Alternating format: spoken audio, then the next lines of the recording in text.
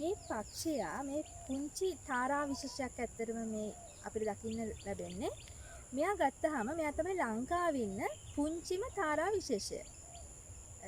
තාරා විශේෂ ගොඩක් ඉන්න ලංකාවේ දේශීයව ජීවත් වෙන ගෙමිතුරුවා කියන පක්ෂයා තමයි මේ තාරා විශේෂ තමයි අපි දැන් දකින්නේ. ඒතර මෙයා පුංචිම තාරා විශේෂය.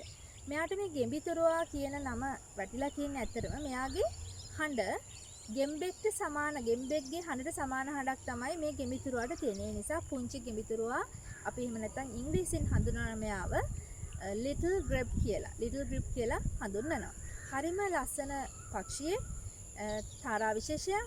මෙයාගේ හැසිරීම තමයි මෙයා මේ වගේ තෙත් කලාපයේ සහ වියලි කලාපයේ වැව් ආශ්‍රිත මේ වගේ ජලජ පරිසරවල හොඳින් ජලය තියෙන පරිසරවල තමයි මෙයා ජීවත් වෙන්නේ.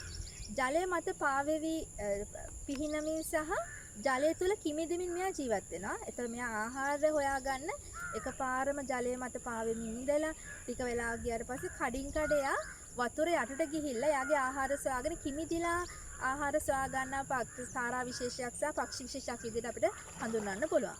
ඊළඟ මේ පක්ෂියා ගත්තාම මෙයාගේ බිත්තර දාන්නේ මේ වැව් දිය මතම තියෙන පෙඳ පාසි වලින් එකතු කරගත්තු කූඩුවක තමයි හදාගත්තු කූඩුවක තමයි මෙයා බිත්තර දාන්නේ.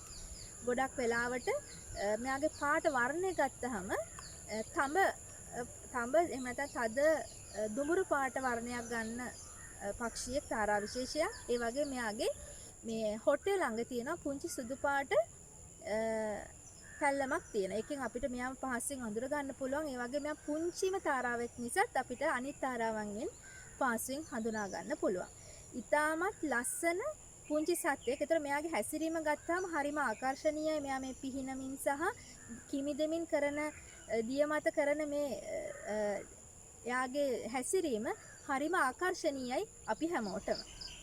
දැනුම විනෝදය සතුට බෙදා ගන්න ලොකු පොඩි සැවොම එක්වන්න අප සමග. අපයි පරිසරයයි YouTube channel එක subscribe කරන්න.